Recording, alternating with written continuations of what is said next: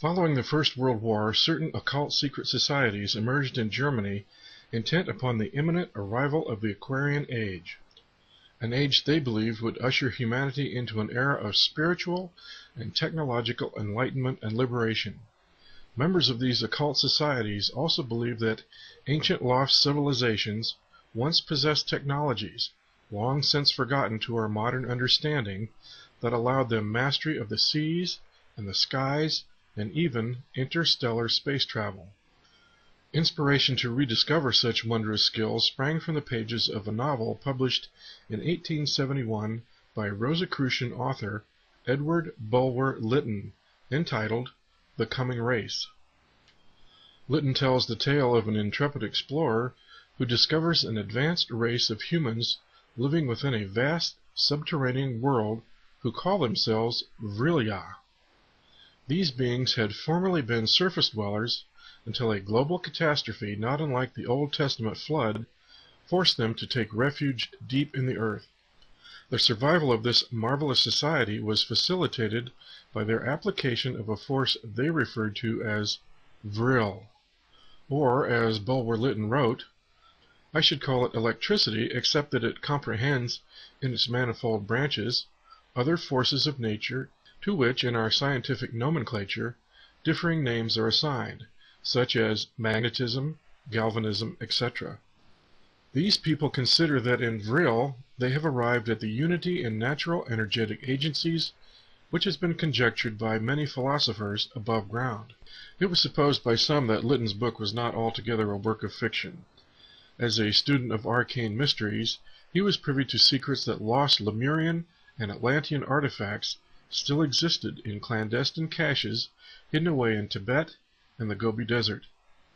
And indeed, ancient Sanskrit texts from India tell of great civilizations that flourished before the Great Flood that possessed technologies beyond the understanding of modern science.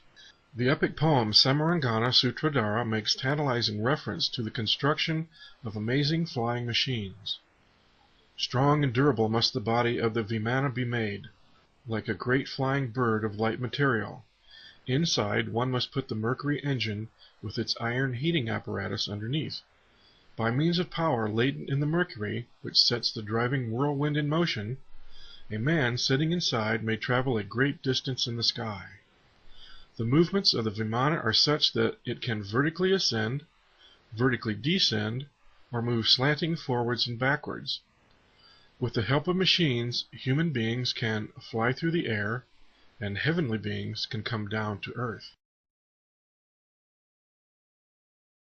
German Oriental scholars and occultists of the Thule and VRIL societies regarded such ancient myths as greatly significant, and during the lull between the First and Second World Wars, diligent efforts were put forth to seek out the source of this legendary energy and harness it as a viable technological reality.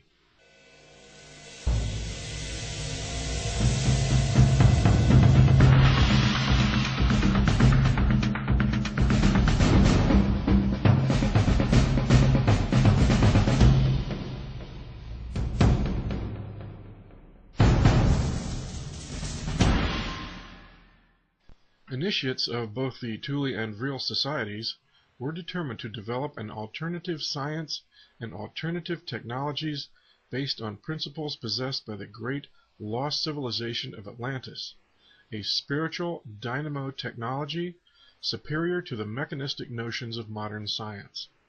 Thus, to rediscover this source of universal free energy and make it readily available as a benefit to the modern world became their goal. Hence the goal to harness VRIL, prana, the fundamental limitless cosmic life force energy, a power source that would function harmoniously with our natural world, became an integral focus of these German secret societies.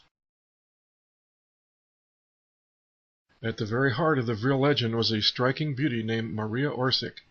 This gifted medium was leader of the VRILerinnen, a team of psychic girls serving the VRIL Gesellschaft, who characteristically wore their hair in long horsetails, contrary to the popular bobbed hairstyles of that era. The ladies of the VRIL actually claimed their occult contact with beings from beyond.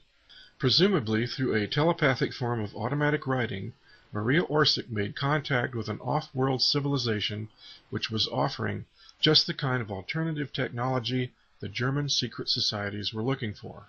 As the legend goes, a fateful meeting was held in 1919 at an old hunting lodge near Berchtesgaden, where Maria Orsic presented to a small group assembled from the Thule, VRIL, and Black Sun societies telepathic messages she claimed to have received from an extraterrestrial civilization existing in the distant Aldebaran star system, 68 light-years away in the constellation of Taurus. One set of Maria's channeled transmissions was found to be in a German secret Templar script unknown to her. A second series of transmissions appeared to be written in an ancient Eastern language, which Babylonian scholars within the Thule group recognized as ancient Sumerian. Maria Orsic, along with Sigrun, another of the VRIL Society's female mediums, began the task of translating these transmissions. It is worth noting here that the VRIL Society traced its philosophical origins back to a secret Bavarian Gnostic Templar order, styling itself as the Lords of the Black Stone, founded in 1221, an order steeped in ancient Babylonian and Sumerian theologies. Members of this Templar group displayed the winged bull for their symbol, an obvious reference to Taurus, and according to the order's archives, successful contact with beings from the Aldebaran star system may have occurred during the Middle Ages. If indeed a high-tech civilization actually existed in the Aldebaran star system, what would account for their possible motivation to assist the VRIL group and Germany to develop advanced technologies? Researcher Wendell Stevens tells us that, rather than a militant gesture of aid to aggressive Nazis, the Aldebarans perceived an economic disparity in Earth cultures that fueled perpetual wars and conflict. To alleviate this disparity, the Aldebarans reasoned that by offering free energy technologies used to create affordable mass transportation devices, a new innovative generation of industries promoting prosperity and greater peaceful interaction between nations might result, thus diminishing violent wars. Clearly, such a plan resonated with the members of the VRIL Society and their dream for a utopian new world based on alternative science. Upon studying these otherworldly designs, Dr. W. O. Schumann and his associates from the University of Munich and the Thule Society realized the channeling actually contained viable physics. By Christmas of 1943, medium Maria Orsic of the VRIL Gesellschaft claimed that subsequent transmissions from Aldebaran revealed there were 2 habitable planets orbiting that star, and that the ancient Mesopotamian civilization of Sumeria was linked to earlier colonies of Aldebaran explorers. The seers discovered that the Aldebaran written language was identical to that of the Sumerians, and was phonetically similar to that of spoken German. It was also revealed that a secret known to the ancient Sumerians, that in a regular 3,600-year cycle, the surface of planet Earth is devastated by the passing of a dwarf star, which is companion to our solar system.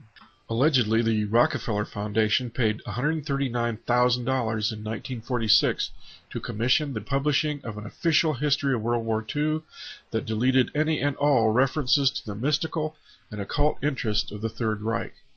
One of the Rockefeller Foundation's major contributors was Standard Oil.